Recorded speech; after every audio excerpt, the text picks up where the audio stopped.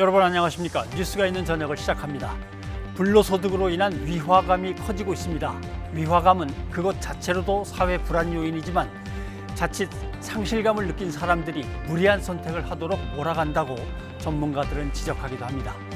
뉴스가 있는 저녁 오늘도 대장동, 화천 대유 등에 얽힌 정치 사회 이슈들을 집중적으로 살펴보겠습니다. 먼저 안기령 앵커가 오늘 준비한 내용을 소개합니다. 전해주시죠. 예, 오늘의 주요 소식 정리해드립니다. 북한이 한미연합훈련에 반발해 끊었던 남북통신연락선을 50여일 만에 다시 가동했습니다.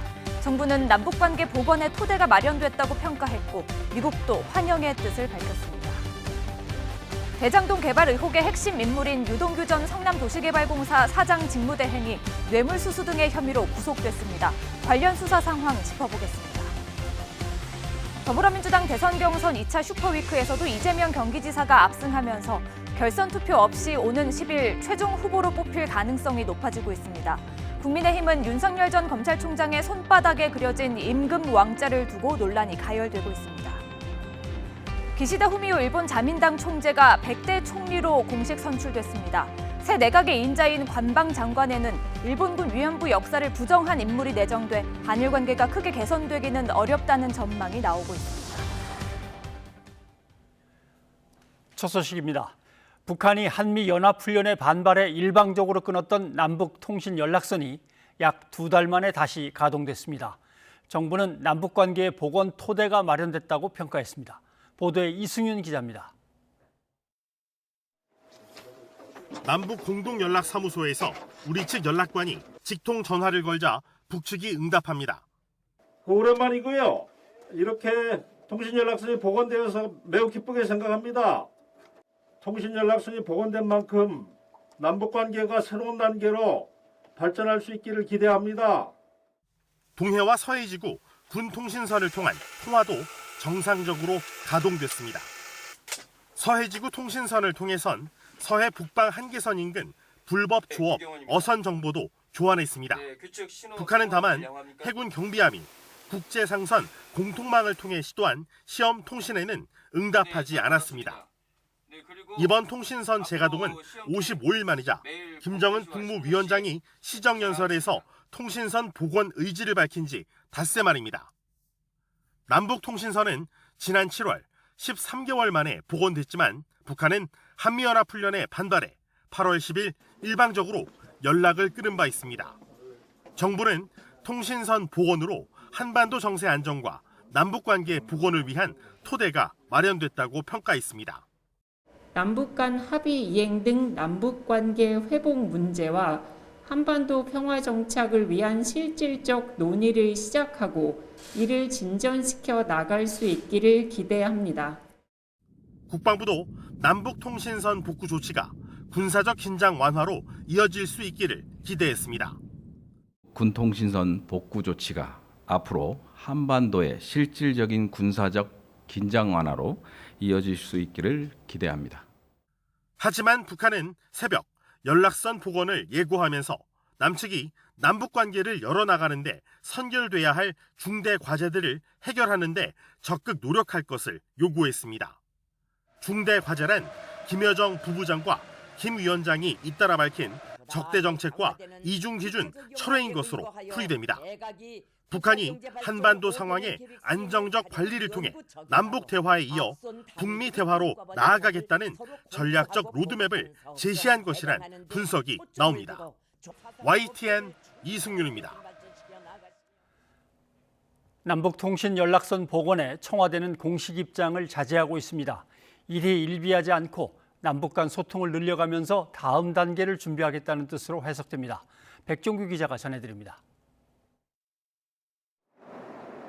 문재인 대통령은 유엔 총회 참석 이후 귀국길에서 북한이 결국 대화의 길을 선택할 것이라고 언급했습니다. 북한도 대화와 외교의 길을 선택하는 것이 북한에게 유리하다고 판단할 것이라고 믿습니다. 이후 북한 김정은 국무위원장이 화답했고 통신연락선은 단절된 지 55일 만에 복원됐습니다. 북한이 통신선 복원을 통해 관계 개선 가능성을 열었다는 점에서 의미가 있지만 청와대는 공식 입장을 내놓지 않았습니다. 청와대 고위 관계자는 통일부와 국방부가 설명한 것으로 정부 입장을 대신한다면서 따로 입장을 내지는 않을 것이라고 밝혔습니다. 북한 행동 하나하나에 일희일비하지 않고 신중하게 상황을 지켜보겠다는 의지로 해석됩니다. 청와대로서는 지난 7월 통신선 복원을 직접 발표하며 기대감을 키웠다가 2주 만에 북한이 일방적으로 통신선을 차단한 상황을 고려하지 않을 수 없는 겁니다. 또 남북 관계가 북미 관계에 따라 언제든 변화 가능성이 있다는 판단도 작용한 것으로 보입니다. 다만 청와대 내부에서는 희망 섞인 기대감이 나오는 것도 사실입니다. 남북 관계 개선의 첫 단계인 통신 연락선이 복원됐기 때문에 다음 단계인 남북 정상 한라인 복원과 인도적 대북 지원, 남북 화상회의 시스템 구축을 통한 소통도 이어가야 한다는 목소리도 나옵니다. 또 베이징 동계올림픽을 계기로 한 정상회담 성사에 대한 낙관도 나오고 있는데 청와대는 조심스러운 접근을 강조하고 있습니다. 남북 정상회담에 이르지 못한다 하더라도 다음 정부가 이어받아서 하면 되고 문재인 정부는 임기 마지막까지 그러한 토대를 만들기 위해서 최선을 다할 뿐이고 청와대는 앞으로도 서두르지 않고 단계를 밟아 한반도 평화 프로세스 재가동이라는 목표에 신중하게 접근하겠다는 태도를 유지할 것으로 보입니다. YTN 백종규입니다. 대장동 의혹의 핵심 인물인 유동규 전 성남도시개발공사 사장 직무대행이 구속되면서 검찰 수사에 속도가 붙고 있습니다. 검찰은 먼저 유 전 대행이 개발 이익 가운데 700억 원을 약속받았다는 의혹을 규명하는 데 수사력을 집중할 계획입니다. 김경수 기자입니다. 유동규 전 직무대행의 구속영장은 영장심사 신문이 끝난 지 불과 4시간 만에 발부됐습니다. 사안이 복잡하고 관심이 집중된 사건인 걸 고려하면 비교적 이른 시간에 결과가 나온 겁니다. 법원은 증거인멸과 도주 우려가 있다는 이유를 들었지만 유 전 대행 혐의가 어느 정도 소명된 게 아니냐는 해석이 나오고 있습니다. 유 전 대행의 구속영장에는 8억 원 뇌물수수 혐의가 구체적으로 담겼습니다. 지난 1월 화천대유 대주주 김만배 씨로부터 5억 원, 2013년 위례 신도시 개발 사업자 정모 씨로부터 3억 원을 받았다는 겁니다. 검찰은 이외에도 유 전 대행이 받은 뒷돈이 더 있는지 수사력을 모으고 있는데 이른바 정영학 녹취록에 등장하는 700억 약정설 규명이 핵심입니다. 유 전 대행이 2015년 대장동 사업에 특혜를 준 대가로 화천대유 측으로부터 개발 수익 700억 원을 약속받았다는 의혹으로 검찰은 이 가운데 일부인 5억 원이 먼저 지급된 것으로 의심하고 있습니다. 물론 유 전 대행 측은 억측이라는 입장입니다. 700억은 오히려 저희가 김만배 씨와 대화하면서 뭐 줄 수 있냐 농담처럼 얘기하고 실제로 뭐 약속도 한 적도 없고 받은 적도 없습니다. 하지만 검찰이 뇌물을 준 사람으로 특정한 김만배 씨 소환 조사도 임박한 상황으로 수사는 급물살을 탈 것으로 보입니다. 유 전 대행에게 적용된 배임 혐의도 관건입니다. 민간 사업자가 얻을 수 있는 초과 수익에 제한을 일부러 두지 않아 결과적으로 성남시에 손해를 끼쳤다는 게 핵심입니다. 유 전 대행의 단독 결정인지 아니면 의사결정 과정에 다른 성남시 관계자나 이재명 당시 시장의 개입이 있었는지도 수사로 밝혀야 할 부분입니다.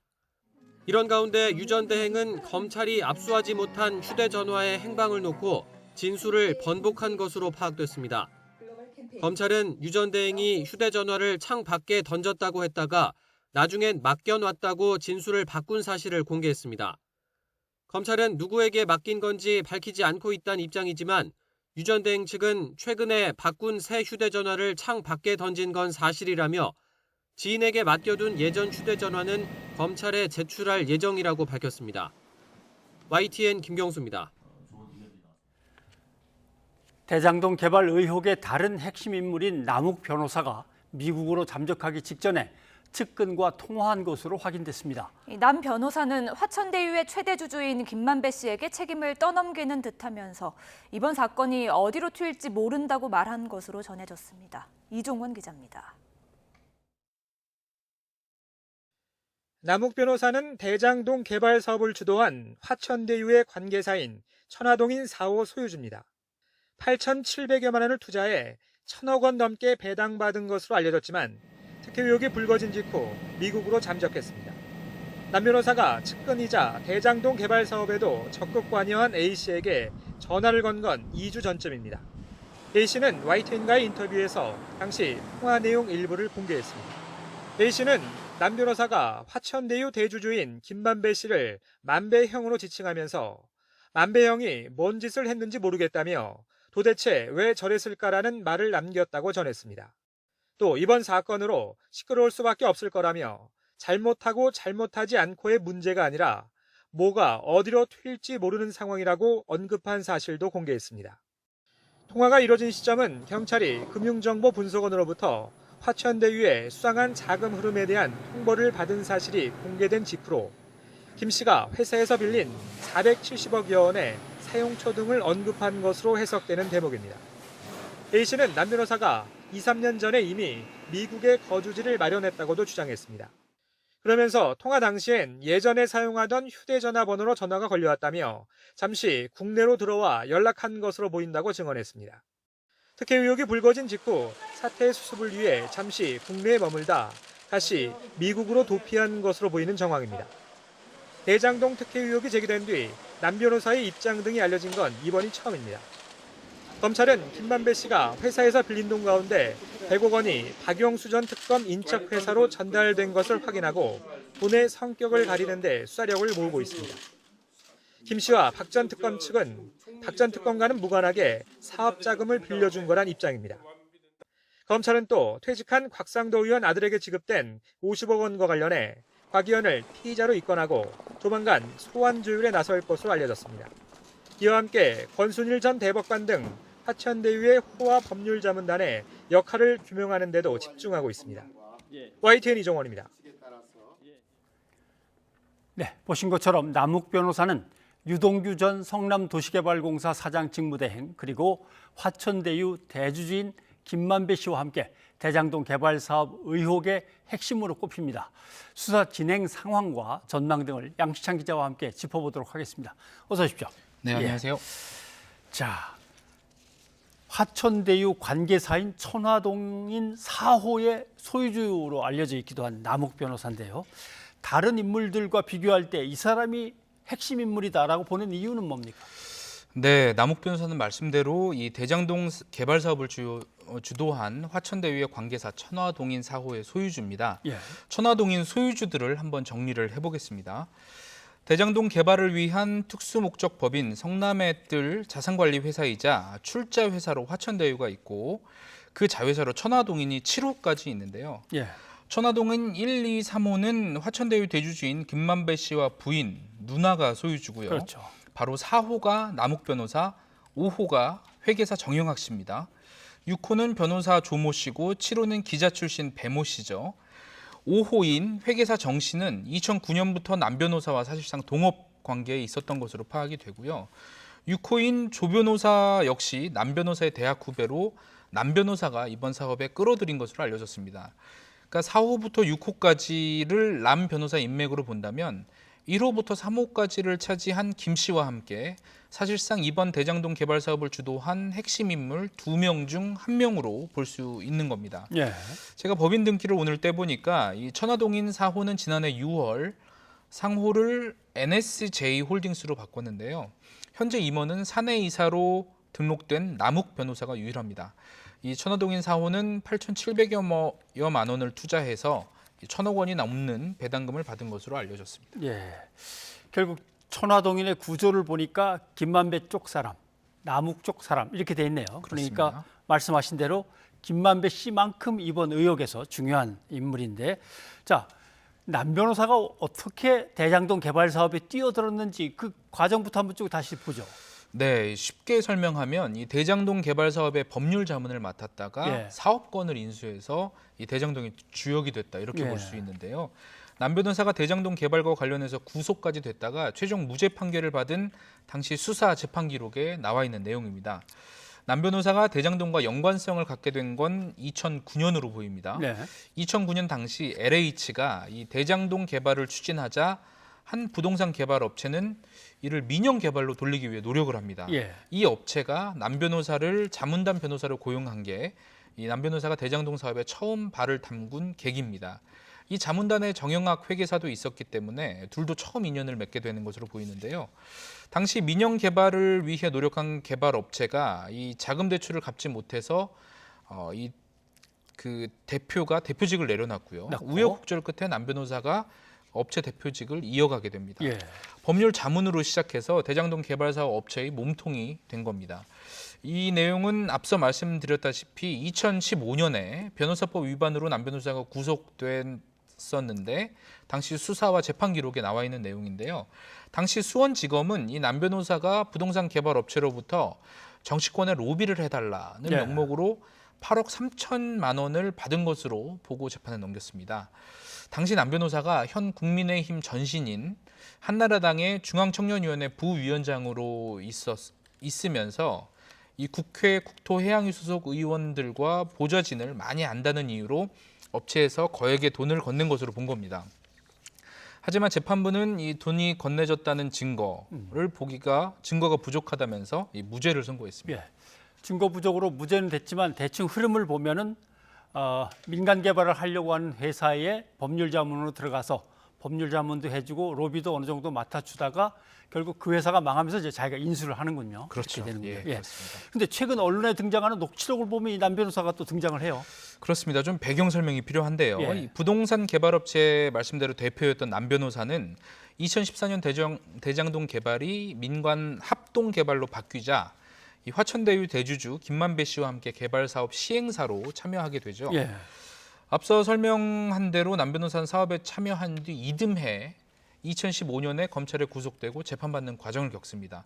그러면서 남 씨가 이 사업 주도권을 언론인 출신 김 씨에게 빼앗기게 됐다는 게 예. 언론에 보도된 당시 관계자들의 증언입니다. 천화동인 5호 정 회계사가 이 검찰에 제출했다는 19개 녹취록 예. 이 김만배 씨와 남 변호사 등 이해 관계자들의 언쟁이 담긴 것으로 알려졌습니다. 앞서 설명한 대로 남 씨는 사실상 2009년부터 이 대장동의 민간 개발을 추진해 왔기 때문에 이번 사업의 민간 분야를 설계한 당사자로 볼 수 있는데 예. 이 김 씨가 자신을 밀어내려는 모습을 보이자 갈등이 표면화했다는 겁니다. 특히 검찰에 구속된 유동규 전 성남도시개발공사 사장 직무대행에게 줄 돈이 필요한데 이를 정 회계사 몫에서 떼자는 등의 내용이 녹취록에 담긴 것으로 전해졌습니다. 예. 자, 결국 유 씨, 김 씨, 남 씨 세 사람을 다 불러놓고서 조사를 하면 금방 뭔가 나오는 것 같은데 검찰 수사가 어떻게 진행될까요? 남 씨는 지금 미국에 있다는 거 아닙니까? 그렇습니다. 현재 가족과 함께 미국에 체류 중인 것으로 알려졌는데요. 이 대장동 사업 의혹이 불거지기 수개월 전부터 미국에 건너간 것으로 추정이 됩니다. 우선 검찰은 남 변호사의 신병 확보에 주력할 것으로 보입니다. 예. 앞서 지난달 29일 서울 청담동에 있는 남 변호사 사무실을 압수수색하기도 했죠. 이후 이틀 만에 유 전 직무대행이 구속됐거든요. 유 전 직무대행과 김만배 씨 또 남 변호사 등이 이번 의혹에 깊숙이 개입한 핵심인데 예. 이 남 변호사만 소재가 지금 불확실합니다. 네. 서울중앙지검은 이 남 변호사가 귀국할 경우 바로 신병을 확보할 수 있도록 법무부 출입국 당국에 통보를 요청했고요. 또 필요한 경우에는 법무부를 통해서 여권 무효화를 요청하는 방안도 검토하고 있습니다. 예. 수사는 우선 신병이 먼저 확보된 유 전 직무대행을 중심으로 풀어갈 수밖에 없는 상황이죠. 예. 유 전 대행이 막대한 배당금을 챙긴 이 민간 사업자들과 거액의 수익 문제를 논의한 정황이 드러나고 있지 않습니까? 유 씨는 사업자 선정 대가로 거액을 받았다는 의혹에 대해서는 전면 부인하고 있지만 이 민간 사업자들과 접촉하면서 자금 문제를 거론했다는 것만으로도 이 배임이나 혹은 사후 수뢰 의심을 사기에 충분하다는 지적이 나옵니다. 또 이 검찰 수사가 이 성남도시개발공사를 넘어서 성남시까지 향할지도 관심사입니다. 네. 아무튼 검찰의 수사나 또는 기타 조사가 명명백백하게 사건의 실체를 밝혀야 되겠습니다. 그래야 앞으로도 계속 있을 민간 개발에 이런 카르텔이 등장할 경우 어떻게 불로소득을 최대한 공적으로 다시 가져오느냐 이런 문제도 네. 만들어야 될 게고 토지 공개념을 어떻게 가져갈까 하는 것도 아마 이번 수사의 전체적인 모습이 이제 드러나면 거기에서 많은 연구를 해야겠죠. 네. 예, 양 기자 수고하셨습니다.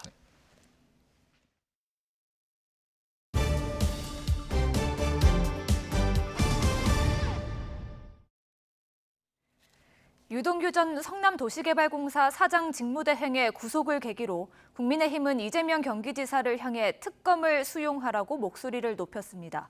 이에 이 지사는 직원 관리의 책임을 인정하면서도 후보를 사퇴할 일은 아니라고 선을 그었습니다. 권민석 기자입니다. 유동규 전 본부장이 구속되자 국민의힘은 재차 이재명 지사를 비리의 몸통으로 지목하며 한껏 날을 세웠습니다. 이 지사 턱밑까지 수사가 이루어졌다며 도지사 사무실과 자택을 즉시 압수수색하라고 검찰에 촉구했습니다. 또 모든 정황 증거가 이 지사에게 집중되고 있다며 공직과 대선 후보에서 사퇴하고 특검 수사부터 받으라고 맹폭했습니다. 이런 사장이 시켰는데 지금만 구속합니까? 조폭 잡을 때 두목 놔두고 행동 대응만 구속하는 것입니까? 이준석 대표도 도보투쟁으로 특검을 촉구하는 방안을 유력하게 검토하며 특검 거부를 분명히 한 이 지사 흠집내기에 주력했습니다. 국민의힘 대선 주자들 역시 유 씨가 구속된 만큼 이 지사는 도의적 책임이 아닌 형사처분 대상이 됐다고 비난했습니다. 관리자로서의 책임제가 아니라 너무 명백한 거기 때문에 본인이 직접 형사 책임을 져야 되겠죠. 제가 보기에는 이재명 지사 본인이 바로 이 돼지 아니냐 이렇게 생각이 들고 이재명 지사는 딴소리 하지 말고 빨리 특검하고 국정조사를 받아들여서 대장동 의혹을 국민의힘 게이트라고 맞받아치던 이재명 지사는 처음으로 몸을 낮췄습니다. 유 씨가 비리에 연루된 건 임직원 관리를 하지 못한 자기 책임이라고 고개를 숙였습니다. 과거 제가 지휘하던 직원이 또 제가 소관하고 있는 사무에 대해서 이런 불미한 일에 연루된 점에 대해서는 매우 안타깝게 생각합니다. 과도한 개발 수익으로 국민이 상실감을 느끼는 건 역시 깊은 유감이라면서도 이는 제도적 한계와 국민의힘 정치 세력 방해 때문이라고 화살을 돌렸습니다. 또 대장동 사업으로 인한 안타까움엔 공감하지만 사과할 게 아니라 칭찬받을 일이라며 야당의 후보 사퇴 요구도 일축했습니다. 휘하 직원의 개인적 일탈이나 이런 것에 대해서 사퇴를 하면 대한민국 모든 공직자 다 사퇴해야 됩니다.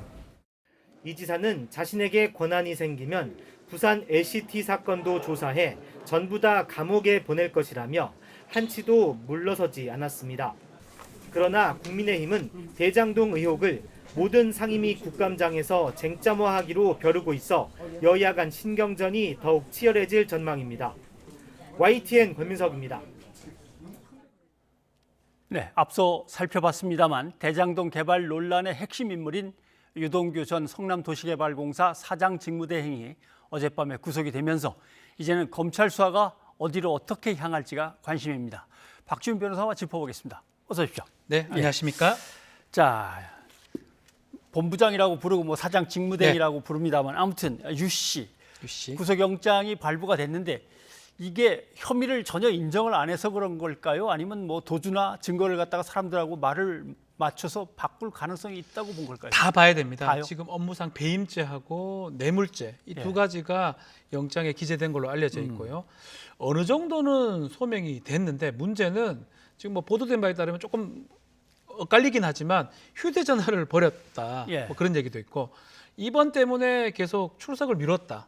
이게 증거 인멸 도주 우려 부분이거든요. 혐의가 대충 소명이 되는데 범행을 부인하면서 오지 않고 증거를 인멸하고 했기 때문에 사실은 그 뒷부분이 더 포인트가 큰 것 같습니다. 예. 앞부분도 당연히 인정이 되겠지만 증거 인멸 우려라든지 도주 우려 이것 때문에 구속영장이 발부됐다고 보는 게 맞는 것 같습니다. 네. 일단 영장에 적시된 뇌물 혐의를 보면 8억 원을 화천 대유 쪽에서 받았다라고 하는 건데 그게 지난 1월 화천대유 대주주인 김만배로부터 5억을 받은 것 이게 이제 들어있는 것 같습니다. 그렇죠. 예. 확인이 된 부분 같아요. 근데 약간 이제 좀 애매한 부분이 있죠. 이제 야당이나 뭐 언론에서 얘기하는 이재명 지사 부분하고는 이재명 지사는 2018년도에 벌써 성남시장을 그만뒀고요. 예. 이 사건은 벌써 예전에 2015년 이전에 사업자가 뭐 되고 했던 부분이기 때문에 이제 올 1월 달이라면 사실은 좀 멀리 오긴 왔습니다. 예. 그리고 이제 본인 얘기로는 뭐 대부분 뭐 피해자들이 이렇게 얘기합니다. 빌렸다라고 얘기를 하는데 예. 빌려주지 않죠 쉽게. 근데 관공서에 근무하고 있는 공기업에 근무하고 있는 사람이 업자들한테 돈을 이렇게 빌리고 한다 그것부터가 문제가 그렇죠. 되죠. 그 자체가 의심이 되기 때문에 사실상 그거를 뇌물로 아마 그 수사기관이나 법원에서 봤을 가능성이 높고요. 또 유동규 씨 같은 경우는 상당히 빚에 좀 시달리고 있고 뭐 여유가 그렇게 없었다고 합니다. 예. 이 금액 자체를 뭐 다른 어떤 이혼 관련된 데 쓰기 위해서 했다고 하는 걸 봤을 때는 변제 능력이 없는 사람한테 빌려줄 리는 만무한 겁니다. 예. 그렇기 때문에 기본적으로는 뇌물에 가깝다고 봤을 가능성이 높지 않나 이렇게 봅니다. 예. 이제 얘기가 나왔으니까 이 뇌물 혐의의 이제 시점은 이재명 지사하고 약간의 거리가 있습니다. 네. 18년과 2021년이라고 한다면 그런데 밖에서 예를 들면 아파트에 뭐 리모델링 같은 거를 갖다가 하던 조합장이 이재명 시장이라는 사람을 만나고 캠프에 들어가고 그다음에 거기서 공사에 간부로 취직하고 대표도 맡고 하는 그 과정을 보면 이 정도면 측근이라고 할 수 있는 거 아닌가 하는 거죠. 근데 측근이라는 용어는 뭐 주관적인 어떤 의미일 수도 그렇죠. 있고요. 객관적일 수도 있는데 법적인 게 중요할 것 같아요. 가장 아. 중요한 거는 공범 아니면 교사범 이런 게 돼야 되는데 그래서 지금 2021년도에 수사했던 부분 이게 뭐 뇌물이든 빌렸던 간에 이건 앞으로 이제 수사기관에서 아니면 사법당국에서 결정이 해야 될 부분인데 네. 그 부분을 이재명 지사한테 하려면 더 많은 어떤 증거라든지 더 많은 이유를 찾아내야 될 것 같습니다. 그게 아니라면 그 돈을 뇌물죄라든지 공범이라든지 그래서 측근이 받았다 해가지고 문제되는 게 아니고 측근이 받아서 이게 정치자금으로 쓴다 했다든지 예. 아니면 측근이 받아서 상납을 한다든지 측근이 이재명 지사를 팔아먹고 받는다든지 뭐 이런 어떤 구체적인 문제가 생겼을 때 법적인 의미가 형법적으로 의미가 있다고 봐야 될 것 같습니다. 예. 이재명 지사 입장에서는 아무튼 아무 일도 없을 것이라고 했지만 막상 나오니까 아무튼 제가 살폈는데도 역부족이었다. 제 불찰입니다라고까지는 했는데 그러면 그런 사람을 그 자리에 두었다라고 하는 것이 그 이후에 돈을 받았다 하더라도 어떤 연결 관계로 그렇죠. 법적으로는 이어질 수 있느냐 이제 이게 문제거든요. 그렇죠. 뇌물죄라는 거는 대가성이 가장 중요합니다. 예. 그리고 돈이 오갔다는 게 중요한 게 아니고 그 뇌물 사실에 대한 인식을 해야 되고요. 의혹을 해야 되고 고의가 있어야 됩니다. 전혀 모르는 일이 발생했는데 상급자라는 이유만으로 책임질 수는 없는 거거든요. 뭐 분명히 지금 이재명 후보가 이재명 지사가 얘기했던 것처럼 도덕적인 부분에서 관리, 지휘 책임은 당연히 있다고 봐야 될 것 같은데 예. 그 이후에 퇴직하고 영 다른 일을 하고 있는데 금전을 수수했던 부분을 법적으로 특히 형법적으로 책임질 수 있는 상황은 아니라고 보는 게 맞는 것 같습니다. 자, 대장동과 관련해서 이제 여당은 이게 제일 아픈 고리고 야당 쪽으로 넘어가면 뭐 탈당을 하긴 했습니다만은 곽상도 의원의 아들이 이제 50억 원의 퇴직금 내지는 위로금을 받은 게 이제 문제입니다. 근데 영장 제시된 걸 보면은 곽 의원이 뇌물 혐의의 피의자가 되고 그렇죠. 아들은 거기에 참고인으로 돼 있다는 얘기는 그 50억 원에 대해서 뇌물 혐의로 보는 겁니까? 맞습니다. 수수한 사람을 아들이 아닌 곽상도 의원이 수수했다고 영장은 보는 겁니다. 수사기관에서는 50억을 지금 다들 뭐 국민들이 많이 분노를 하지만 저 젊은 사람한테 대리한테 몇 년 했다 해가지고 50억 줄 리는 없다. 예. 당연히 아버지를 보고 줬을 것이다. 아버지가 이뻐서 준 건 아니죠. 대가성인 겁니다. 무조건. 어떤 혜택을 보기 위해서 이 사업을 추진함에 있어서 뭔가 이득을 보기 위해서 이 공무원한테 돈을 준 게 뇌물이 되는 거거든요.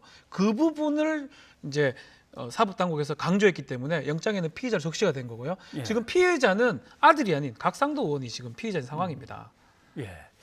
사실 재개발 사업을 하다 보면 이제 제일 업자들이 겁내는 건 거기서 문화재가 툭 튀어나올 때거든요.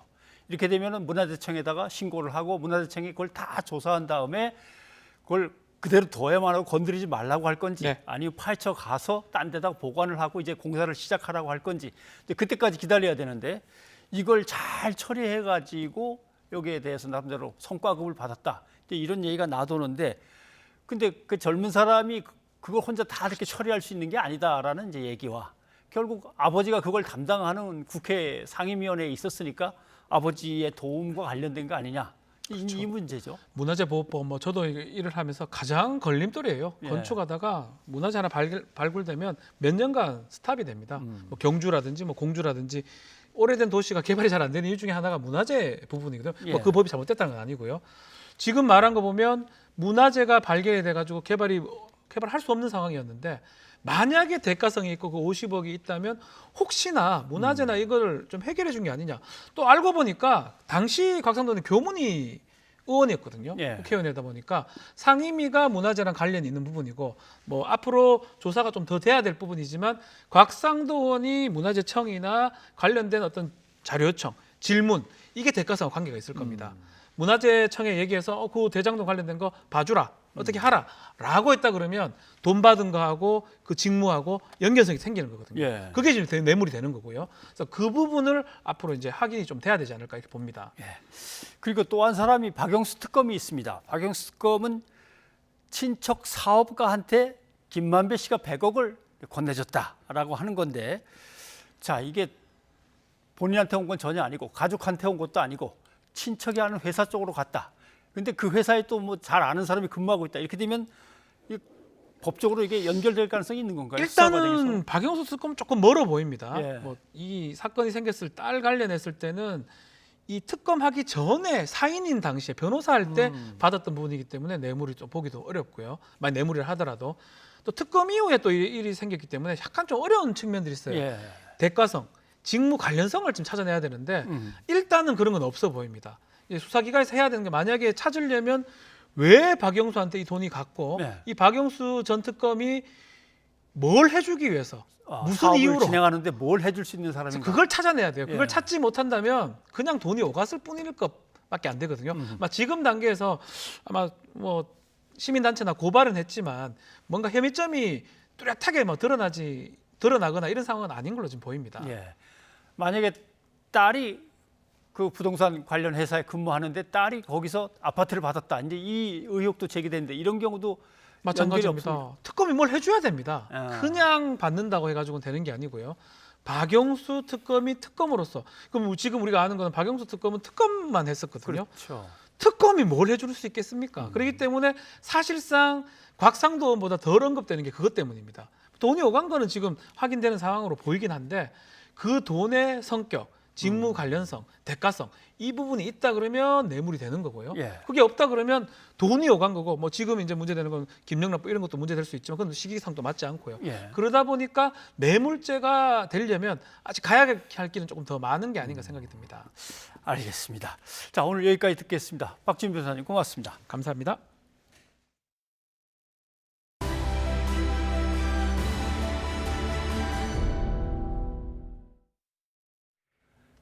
코로나19 신규 확진자가 11일 만에 2,000명대를 밑돌고 있지만 주말 효과를 고려하면 감소세에 접어들었다고 보기는 어렵습니다. 정부는 단계적 일상 회복을 앞두고 백신 접종에 속도를 내고 있습니다. 조태현 기자입니다. 신규 확진자 1,673명, 90일 연속 4자릿수 확진이지만 11일 만에 2,000명 아래로 내려온 결과입니다. 하지만 휴일엔 검사 건수가 줄어드는 이른바 주말 효과가 있고 오히려 역대 일요일 가운데 확진자가 두 번째로 많았다는 점을 고려하면 상황이 나아졌다고 판단하긴 어려워 보입니다. 수도권 위주의 확진자 발생이 계속된 가운데 추석 연휴에 더해 대체 공휴일 연휴가 2주 연속 이어지는 만큼 확산세가 더 거세질 수도 있다는 우려도 제기됩니다. 감염 경로를 알 수 없는 환자의 비율도 36.5%로 당분간 이 역학조사로서 이 밀접 접촉자를 찾아내서 확진자를 걸러내는 이런 N차 감염을 막는 것은 어려워 보여서 이 숫자가 즉 전체 확진자 숫자가 갑자기 줄어들기는 어려운 상황이고 이런 상황 속에서도 백신 접종은 계속되고 있습니다. 지금까지 누적 1차 접종자는 전체 인구의 77.3%인데 18살 이상으로 좁혀보면 89.9%로 사실상 1차 접종은 마무리 단계입니다. 1차 예방접종을 완료하셨던 분이 지금 한 20만 명 정도가 2차 예방접종을 두려워서 못 하시는 분들이 있거든요. 그런 분들에게 방역에 협조할 수 있도록 안전하게 접종할 수 있도록 개별적으로 안내와 좀 더 주치 선생과 얘기할 수 있는 기회를 주는 것. 지금까지 백신 이상 반응을 신고한 사람은 모두 28만여 명으로 신고율은 0.44%. 이 가운데 중대 이상 반응은 3.9% 수준입니다. YTN 조태현입니다. 연휴 기간 코로나19 감염 규모가 다소 줄었지만 수도권 밖에선 여전히 400명이 넘는 확진자가 나왔습니다. 특히 대구에서 외국인을 중심으로 한 확산세가 이어지고 있습니다. 허성준 기자가 보도합니다. 대구의 한 임시선별진료소가 검사를 받으려는 사람들로 북새통입니다. 줄을 선 사람 2명 가운데 1명은 외국인. 추석 연휴 이후 대구 경북에서 외국인과 관련된 집단 감염이 잇따르기 때문입니다. 대구의 신규 확진자 68명 가운데 15명은 달서구에 있는 정신과 병원 폐쇄병동에서 나왔습니다. 지난달 30일 외국인 환자 1명이 최초로 확진된 뒤 다른 환자 등으로 확산하고 있습니다. 베트남 지인 모임과 관련해서도 18명이 양성 판정을 받아 누적 확진자가 650명으로 늘었습니다. 우즈베키스탄 식당과 태국계 주점에서도 각각 3명이 양성 판정을 받았습니다. 애초 베트남 지인 모임 관련 확진자가 쏟아질 당시 방역 당국은 외국인 중심 집단 감염이라 추가 확산 우려는 크지 않다고 내다봤습니다. 하지만 병원과 식당 등지로 거침없이 확산하고 있습니다. 사실은 싱가포르 같은 경우를 보더라도 방역 사각지대에 있던 미접종자들이 굉장히 많이 유행을 선도하고 있기 때문에 꼭 안심할 상황은 아니라고 보겠습니다. 대구와 인접한 경북 지역 시군도 사정은 마찬가지입니다. 외국인 노동자들이 많은 구미와 경산, 영천에서 확진자들이 집중적으로 발생하고 있습니다. 방역 당국은 기숙사에서 단체 생활을 하는 외국인들이 추석 연휴 지인 모임을 연 뒤 감염이 확산하는 것으로 보고 있습니다. 방역 당국은 외국인에게 나흘 간격으로 진단 검사를 2번씩 받도록 하고 백신 접종도 늘려나가겠다는 방침입니다. YTN 허성준입니다. 이번 개천절 연휴에 제주를 찾은 관광객은 15만 명이 넘는 것으로 잠정 집계됐습니다. 제주뿐 아니라 주요 관광지에 인파가 몰렸는데요. 한 해변에서는 밤사이 술판이 벌어지기도 했습니다. 이상곤 기자입니다. 제주 해안도로에 관광객들이 북적입니다.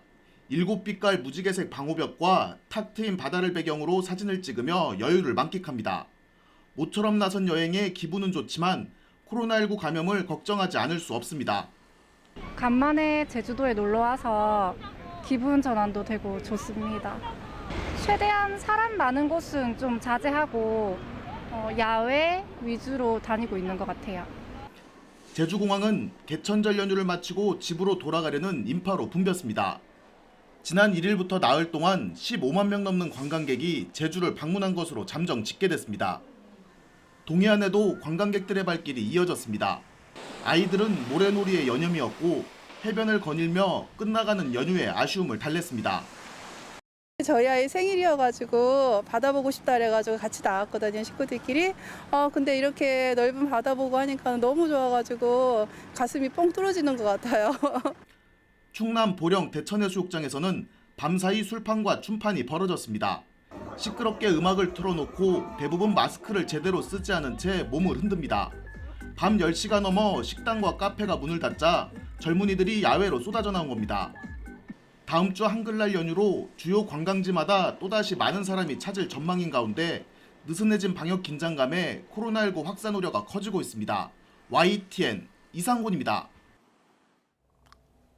백신 1차 접종률이 전체 인구의 77%를 넘으면서 속도를 내고 있고 내일부터는 소아 청소년의 1차 접종도 시작됩니다. 60대 이상 접종 완료자에 대한 추가 접종 예약도 시작됩니다. 이승훈 기자입니다. 소아 청소년 1차 백신 사전 예약이 내일부터 시작됩니다. 16살에서 17살, 12살에서 15살 이렇게 두 차례로 나눠 진행하는데 예약 시간은 저녁 8시부터입니다. 접종은 화이자 백신입니다. 본인과 보호자의 희망에 따라 접종하는데 접종을 안 받았다고 학교에서 불이익을 주면 안 됩니다. 이른바 부스터샷의 사전 예약도 내일부터입니다.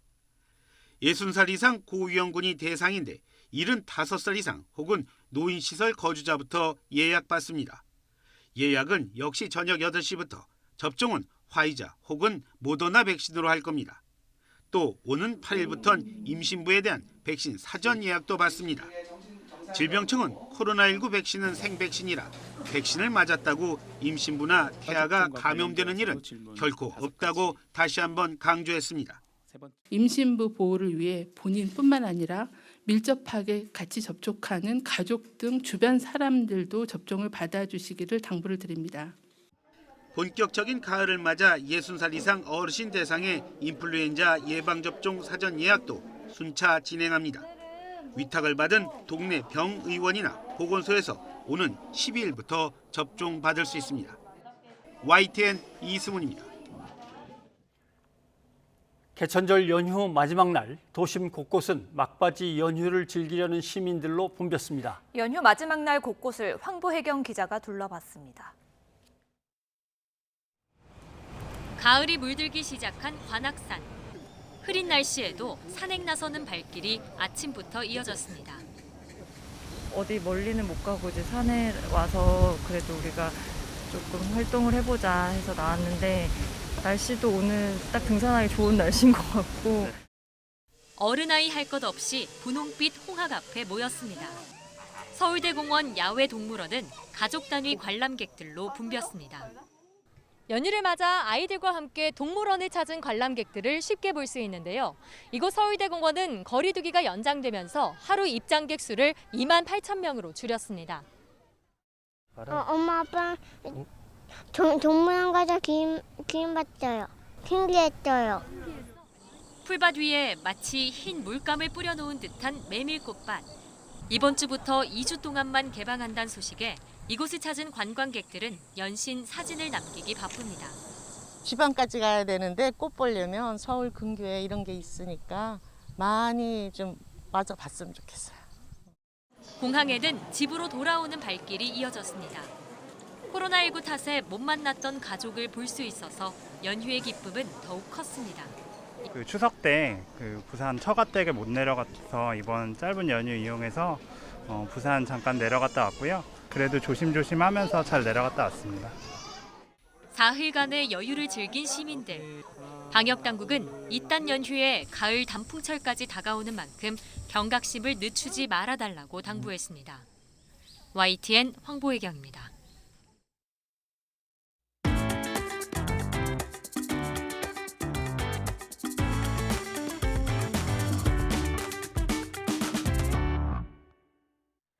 더불어민주당 대선 경선이 막바지에 접어든 가운데 이재명 경기지사와 이낙연 전 대표가 총력전을 펼치고 있습니다.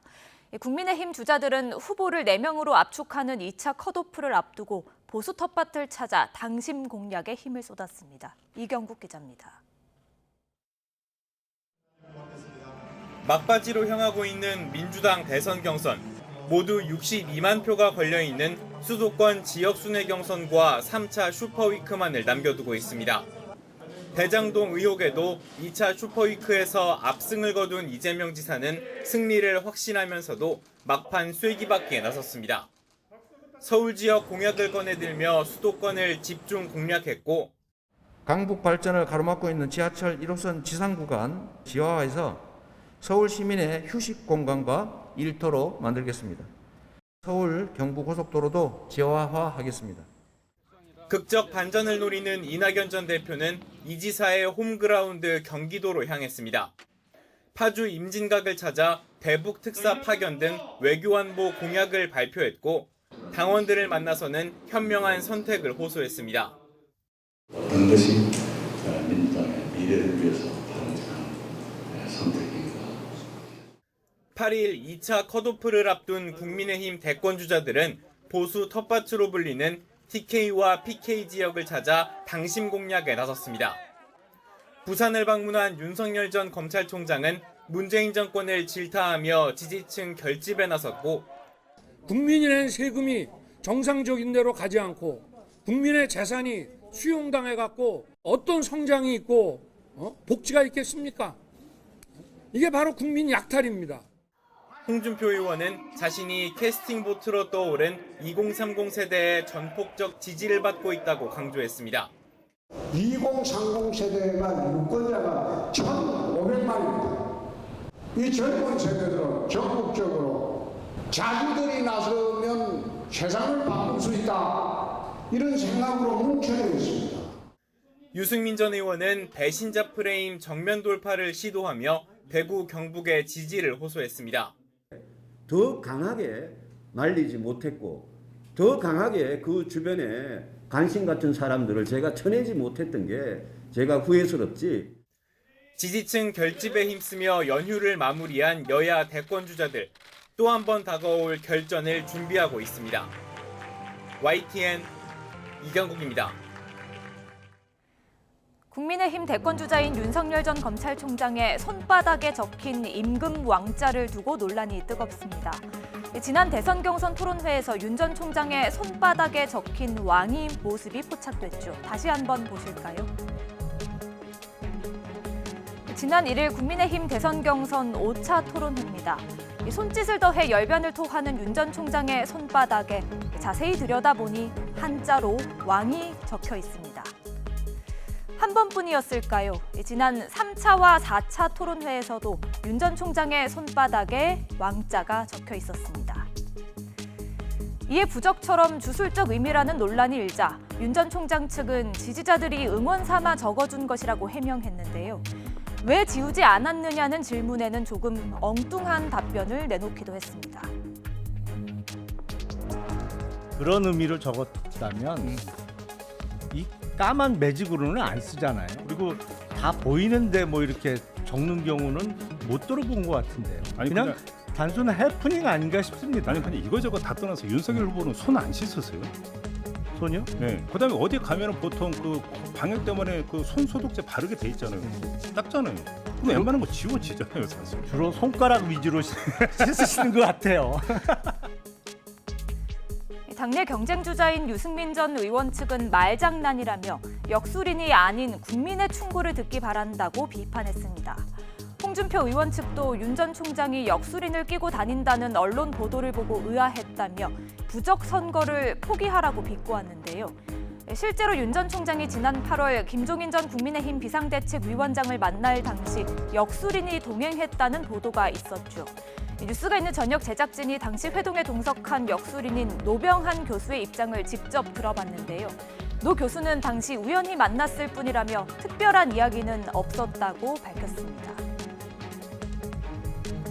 그냥 우연히 같이 한번 온 거지 뭐. 원래 저하고 김동인 박사님하고 그 정가비원 부장이고 같이 셋이 점심 약속이 있었는데 그 자리에 그냥 오시겠다고 나하고 뭐 단초에 뭐 약속이 있어야 된 건 아니에요.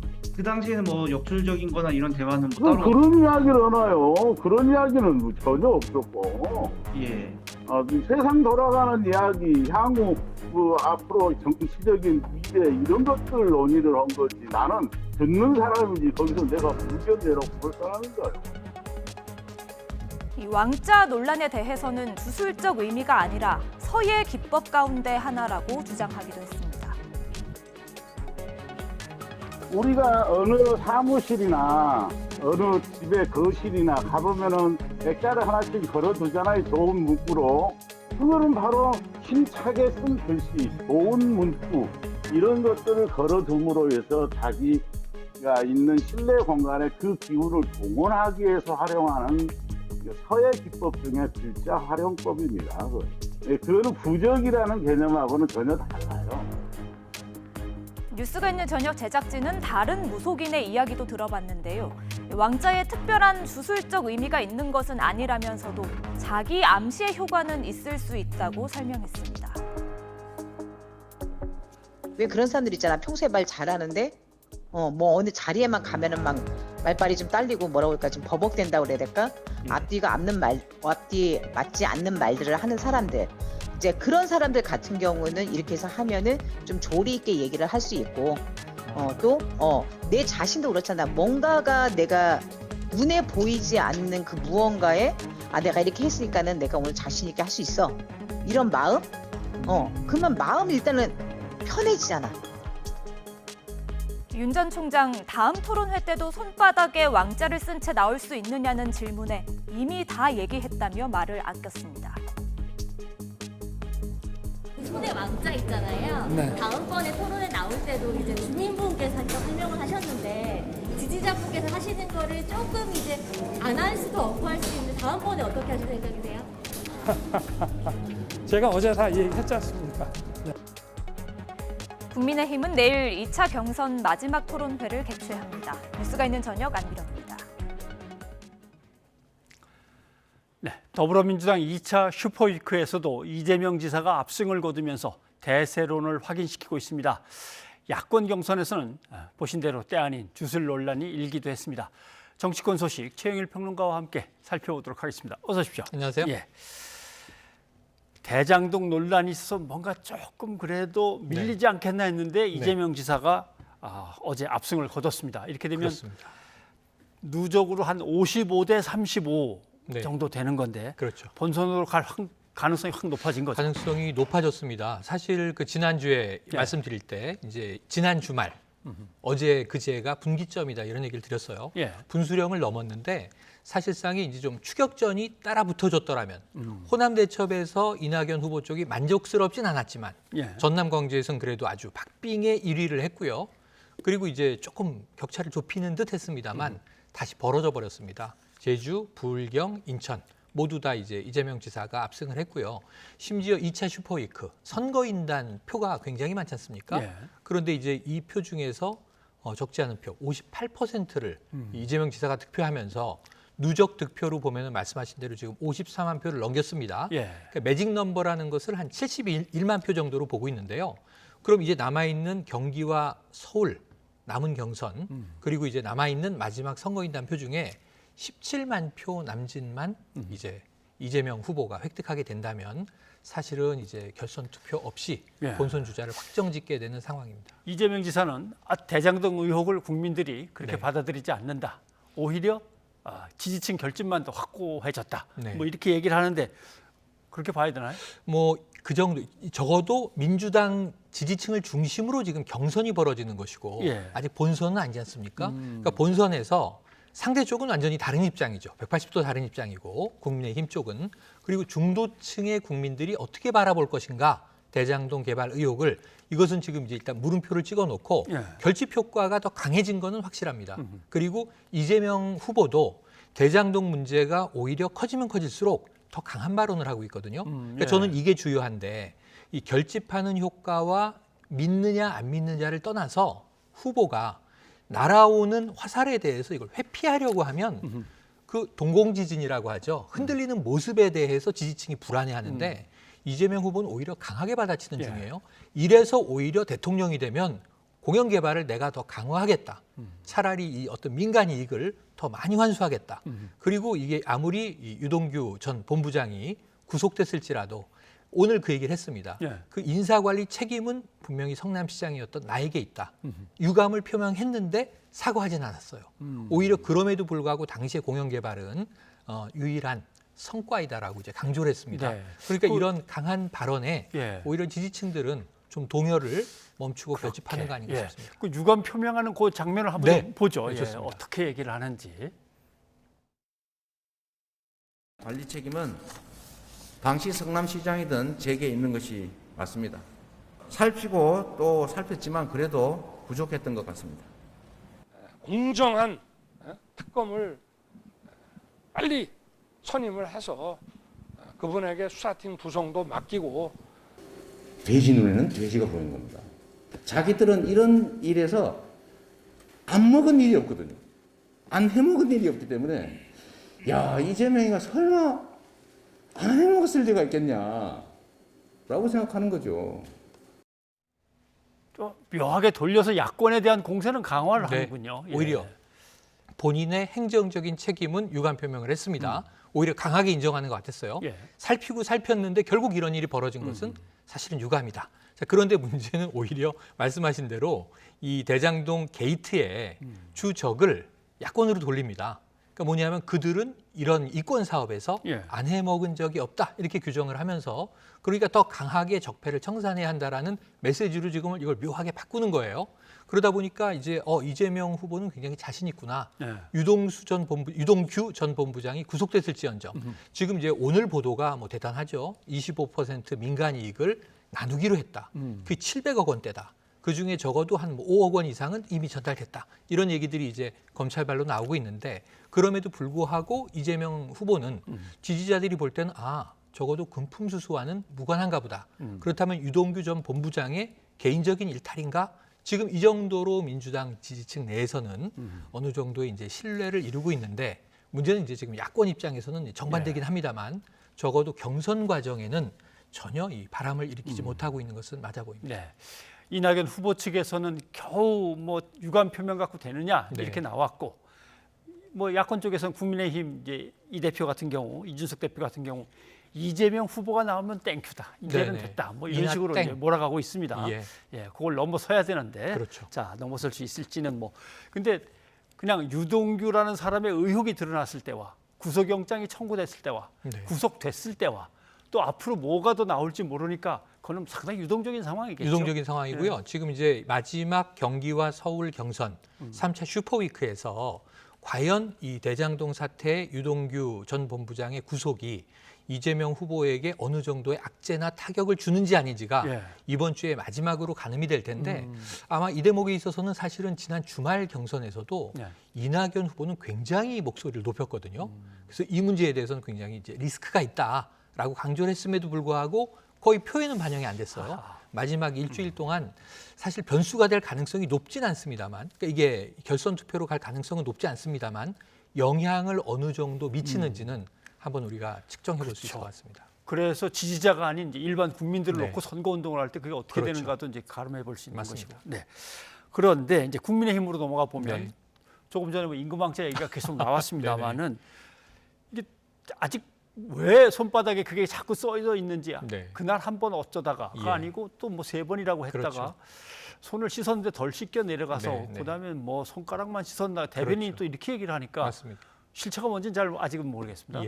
그러니까 지금 나와 있는 것은 이제 5차 토론 때 문제가 됐죠. 손바닥에 왕자가 써 있다 이렇게 이제 주목이 됐고 저 사진이 굉장히 많이 돌아다녔는데 확인을 해보니 이게 5차 때만이 아니라 그 전 4차 토론 때도 있었고 3차 토론 때도 있었고 적어도 이제 3번의 토론 때는 손바닥에 왕자가 있었던 거예요. 근데 이제 해명은 이렇습니다. 이제 지역 주민 할머니가 워낙 지지자인데 이 잘하라는 뜻으로 손바닥에 이제 이렇게 펜으로 써줬다는 거죠.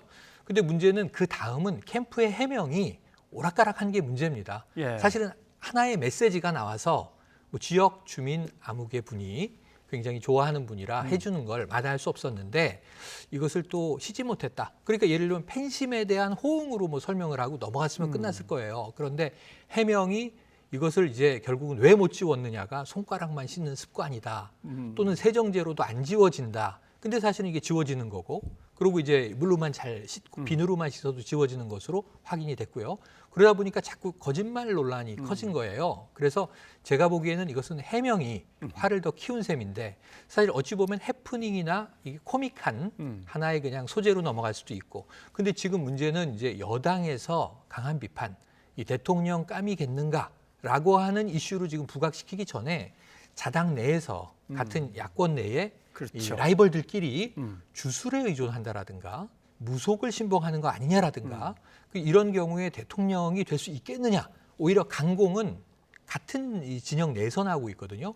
그러다 보니까 지금 이 해명이 조금은 이제 묘하게 흘러가고 있긴 한데 제가 보기에는 여론에는 대장동 사건이 게이트로는 훨씬 큰 스캔들인데도 이게 지금 회자되는 정도를 보면 또 만만치가 않거든요. 그렇죠. 또 이런저런 패러디도 또 하기 좋은 소재가 돼버려서 그런데 이제 해명을 할 때 정말 이웃 주민이 나갈 때마다 와서 정성껏 써준 거를 지울 수는 없었다.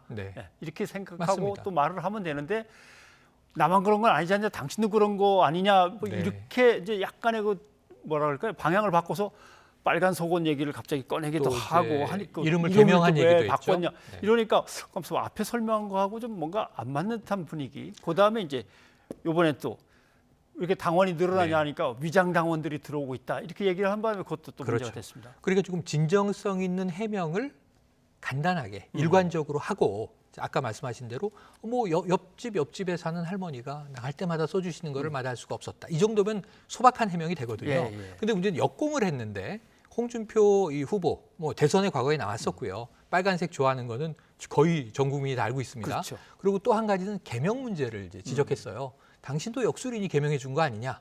근데 이제 과거의 일화를 보면 그 법조계 선배가 홍판표라는 이름을 좋지 않은 것 같다. 한번 개명을 해라. 이름 개명은 잘된 것으로 본인도 인정을 했는데 문제는 홍준표 후보 입장에서 보면 당신의 배우자도 개명하지 않았느냐. 그럼 이게 문제가 또 엮여 들어가는 겁니다. 사실은 지금 논문 문제 때문에 교육부와 국민대가 심각한 이 갈등 양상인데 그렇죠. 여기에 대해서 또 이제 배우자도 개명했는데 그럼 그 개명의 이유는 뭐냐? 그럼 이게 서로 물고 물리는 상황이거든요. 그래서 제가 보기에는 왜 저런 문제를 또 건드렸을까? 오히려 웃음으로 좀 넘어가고 소박한 진정성으로 넘어갈 수 있는 것을 정색함으로써 오히려 심각하게 만들고 있다. 이게 지금 조금은 경직된 상황으로 보여져서 안타까운 대목입니다. 윤 후보는 아무튼 이런저런 구설수에 이제 올리면서 자꾸 코너에 몰리는데 그렇죠. 홍준표 후보는 이것을 뭐 호재로 삼을 수도 있는데 본인도 어떤 의미에서 그렇게 했는지 모르지만 상당히 좀 발언을 세게 한 것들이 나왔습니다. 한번 좀 들어보시죠. 참 속이 뒤집히는 게 저놈은 그때 우리 당 쪼개고 나와가지고 우리 당 해체하라고 지랄하던 놈 아니냐. 저 사람은 문 대통령 품 안에 있으면서 우리 당 사람들을 괴멸시키려고 1000명을 데리고 가서 조사를 하고 200명을 구속하고 5명을 자살하게 한 사람 아니냐. 그런데 우리 당에 들어와서 같이 경선하는 게 얼마나 내가 보기에 참담하겠습니까. 토론이라는 게 한번 기분이 좀 좋아야 되거든. 기분이 좋아야지 막 머릿속이 착착 돌아가면서 생각도 많이 나고 이러는데 아니 그런 어처구니 없는 짓을 딱 당하면 그다음부터 머릿속이 꽉 막혀요. 속이 답답해지고 그렇다고 해서 주 팰 수도 없고. 맨 처음에는 놈이라는 단어가 나왔고 그다음에는 또 좀 험한 얘기가 나왔고 쥐어 박다와 쥐어 패다는 또 의미가 약간 다른데 쥐어 패다로 나왔고 이러니까 이제 홍 후보께서는 지난번에도 그런 막말 때문에 대선에서 진 거 아니냐 이런 비판도 나오는 것 같습니다. 그래서 이 지난번엔 뭐 막말 준표 이런 이제 별명처럼 이제 문제가 된 또 사단이 있었는데 지금 이번 그 내부 경선에서는 상당히 달라졌다. 준표 이 후보가 달라졌어요. 이런 얘기가 나오면서 사실은 옛날엔 또 앵글이라는 별명도 있거든요. 그렇죠. 환한 모습. 근데 이번엔 많이 웃고 소탈하고 사실은 또 약간 중도지향도 있고 2030 주로 이제 성별로 남성층 중심이지만 젊은이들의 지지도 꽤 얻어내고 그래서 과거와는 달라진 모습을 보이고 있었는데 지금 저 모습을 보면 이유는 이 짐작이 갑니다. 뭐냐면 최근에 1, 2위가 상당히 따라붙다가 윤석열 후보도 그렇게 지지율이 높아지고 있지는 않아요. 그런데 홍준표 후보도 지금 이제 역전, 그 골든 크로스라고 본인이 추석 전에 이루어진다고 얘기했던 게 몇몇 여론조사에서는 나타나기도 했지만 확연하게 지금 1위를 휘어잡았다고 보기는 어렵거든요. 오히려 또 이제 윤 후보와 격차가 벌어지기도 하고 추격전이 이어지고 있으니까 내가 중도 이 소구만 가지고는 안 되겠구나. 다시 강성 보수에게도 메시지를 던져야 되겠다라고 해서 저런 이야기가 나온 것으로 충분히 추정은 됩니다만 문제는 이 화법 자체를 왜 저렇게 구사했어야 했을까? 그게 강하게 하려는 건 이해가 되지만 결국은 또다시 막말로 돌아간 것 아니냐라는 마이너스 효과가 더 커져버렸다. 아무튼 이제 내일이면 마지막 TV 토론회를 해야 됩니다. 버리고 나서 금요일에 컷오프가 또 이제 나오는데 8일에 4명으로 추려지죠.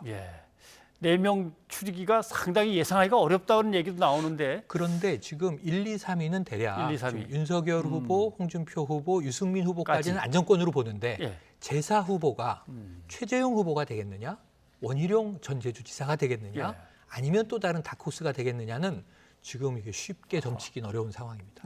뭐 내일 또 한번 지켜보고 얘기를 나누죠. 고맙습니다. 고맙습니다.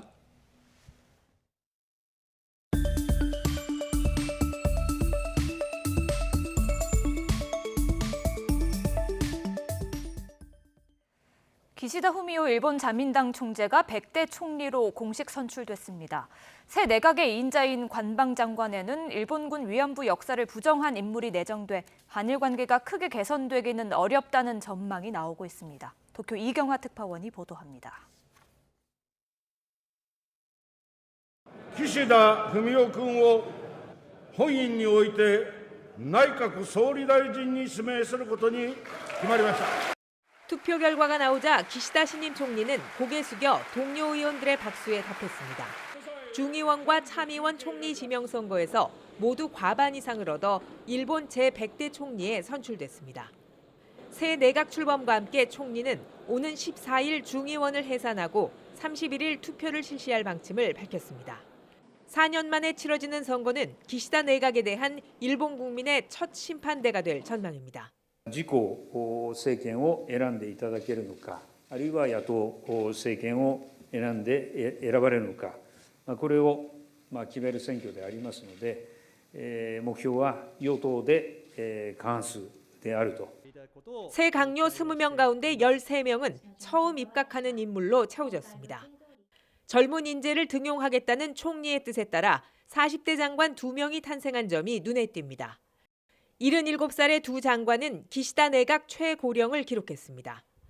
모태기 외무성 장관과 아베 전 총리의 친동생인 기시 방위성 장관은 유임돼 한일 관계는 아베 스가 노선에서 큰 변화를 기대하기 어려울 전망입니다.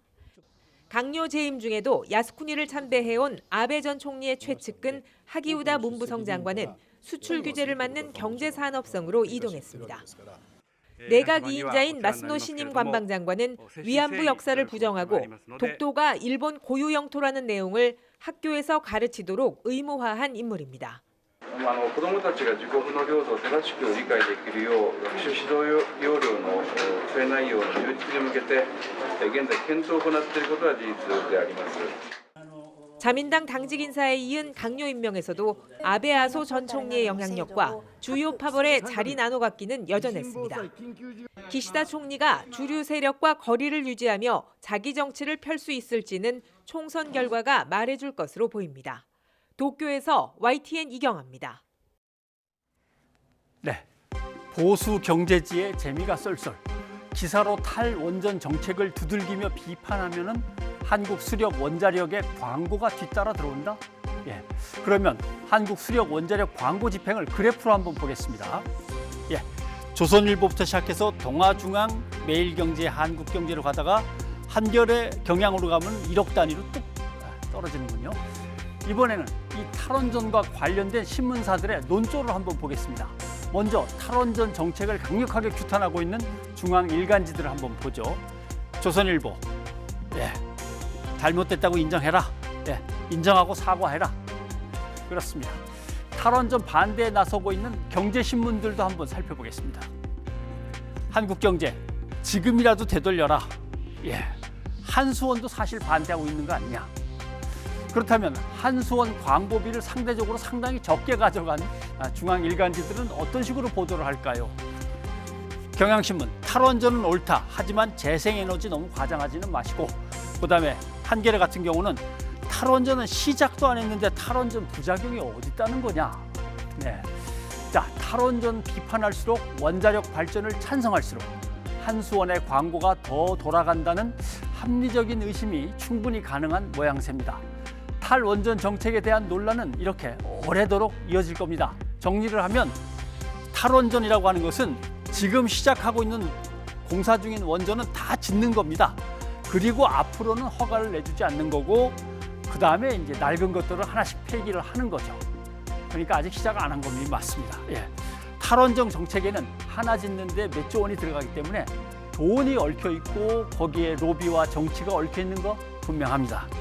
그 다음에 돈을 남기느냐, 안전 위주로 가느냐, 아니면 지금 우리가 넉넉하게 전기를 쓰느냐, 아니면은 원전의 폐기물 같은 것 또는 안전 문제로 우리의 후손들이 고민하느냐, 이런 문제가 얽혀 있는 거죠. 그런데 나흘 전에 이 자료가 등장했는데 서로 눈치를 보면서 기사로 쓰질 않고 있습니다. 미디어 비평지 딱 2곳만 썼습니다. 그래서 이런 물음을 던져봅니다. 탈원전과 광고 앞에서 언론이란 과연 또 무엇인가? 변상욱의 앵커 리포트였습니다. 청취자 여러분의 의견 소개해드립니다. 네, 대장동 개발 의혹과 관련된 화천대유 수사 소식 전해드리면서 구속 소식 전해드렸죠. 6192님, 이재명 지사는 유동규라는 사람을 선임하는 과정에서 경력 검증과 확인에 소홀했던 점은 사과하고 책임져야 합니다 하셨습니다. 예, 그리고 윤석열 전 검찰총장 손바닥의 왕자와 관련해서 9744님. 대통령은 국민을 대표하는 사람으로 국민을 위해 봉사해야 하는데 왕으로 보는 후보자가 있네요 하셨습니다. 여기까지 여러분의 의견 소개해드렸습니다. 현재 중북부 지방을 중심으로 비가 내리고 있습니다. 모레까지 많은 비가 예상됩니다. 네, 곳에 따라선 벼락을 동반한 세찬 비가 내리는 곳도 있겠습니다. 유의하시기 바랍니다. 저희는 내일 다시 찾아뵙겠습니다. 여러분 고맙습니다.